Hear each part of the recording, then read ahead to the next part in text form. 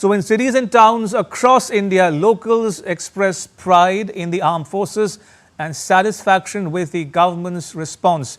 Many describe the operation as absolutely necessary to send a clear message to Pakistan on the issue of terrorism. जो अभी सरकार किया बहुत अच्छा किया। पाकिस्तान को एक बार सबक देना बहुत ज़रूरी था, क्योंकि जो ज़मीनी हकीकत है जिस तरह से वो कर रहा है वो हमारे लिए बहुत दुखदायक था। सब आतंकवादी जो अड्डे थे जिन्होंने बार बार जहाँ से हमला किया था वो सबको ध्वंस कर दिया, तो हम बहुत खुश है, बहुत खुश है, बहुत खुश है। नहीं होना ही चाहिए, ये बार बार की मगजमारी सब खत्म हो जाए, ये बढ़िया है। मोदी का जो निर्णय है वो बेस्ट है।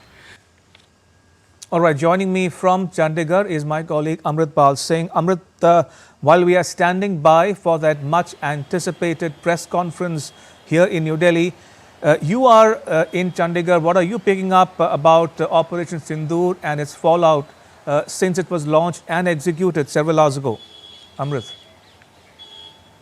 That's right. I mean, the strikes that India had to do, India has done in the wee hours of the morning or in the night. What the Indian armed forces are now looking at, what kind of retaliation does Pakistan do to it, and they're prepared for it. Where I am here in Chandigarh, very close to Chandigarh, there's a place called Chandi Mandir, which is the Western Command headquarters. The area of operations include Punjab, Haryana, parts of Himachal Pradesh, and the bordering areas of Jammu and Kashmir, especially Jammu. So the Indian armed forces are on high alert. Both the Indian Army and the Indian Air Force. It's got bases here. We've got 3 corps here: the Himachal Pradesh Jol Corps, the Jalandhar Corps, the Ambala Corps, which is our strike corps, and then we've got air bases here. So they are on high alert. If Pakistan resorts to any misadventurism, they can give a befitting reply, because the strategy right now is of the military is that they've hit terror targets inside Pakistan and Pakistan-Occupied Kashmir, both in PoK and in Punjab, but they haven't hit the Pakistan military. The Pakistan military is responding on the borders by doing small arms firing and arty shelling. But if they give a bigger response, and attack military targets in India, then it will be a war that Pakistan will initiate. India hasn't initiated this war, but India will give a befitting reply. So that looks like the strategy here. Of course, the civil defense drills, etc., are being carried out in towns and cities along the border and in the hinterland as well. Ramesh? Amrit, stay on. We'll come back to you momentarily. In the meantime, we're getting some more news and updates here on this special broadcast. This time, we are told that Home Minister Amit Shah has reacted on Operation Sindoor. He has posted a message on X, and I quote him here. He says, "Proud of our armed forces, Operation Sindoor is Bharat's response to the brutal killing of our innocent brothers in Pahalgam. The Modi government is resolved to give a befitting response to any attack on India and its people. Bharat remains firmly committed to eradicating terrorism from its roots." Unquote. That was a message posted on X by Home Minister Amit Shah just moments ago, following the launch of Operation Sindoor by the Indian Armed Forces. Right, coming back to Amrit now, while we are standing by for that press conference, we have 2 official statements to go by.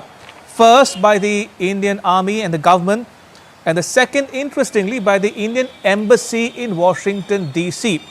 Now, if I was paraphrasing the statement here, it says, number 1, India has credible leads, technical inputs, testimony of the survivors and other evidence pointing towards the clear involvement of Pakistan-based terrorists in this attack. Point number 1. Number 2, it says, India's actions have been focused and precise. They were measured, responsible and designed to be non-escalatory in nature. It goes on to say, no Pakistani civilian, economic or military targets have been hit. Only known terror targets were targeted. Your thoughts, Amrit, on the tone and tenor of the statement, and 2, what do you make of the text and its context in particular? What I make of the text is that what India is very clearly saying that it's a precise, focused, non-escalatory action by India. It's retribution, but it's retribution against terror, the infrastructure, terror factories of Pakistan. Their military hasn't been attacked, their civilians haven't been attacked, their no economic targets have been attacked, as in their factories, their dams, they haven't been attacked. So it's not really an act of war which Pakistan can accuse India of. India gave ample time to Pakistan post Pahalgam to rein in the terror factory. They should have acted. The handlers in Pakistan who were conducting this operation should have been, and if executioners have crossed over, they should have been handed back to India. If not to India, then to the international community, and they should have come clean. But they chose to go down a way which they've always taken, the denial mode, and calling it a false flag operation, etc. So clearly the intent of the Pakistanis was not to act against the terror factories. India retains the right, reserves the right to act against the terror factories which inflict pain on India. The signaling and the message is very clear. You inflict pain on us, we will inflict pain back on you.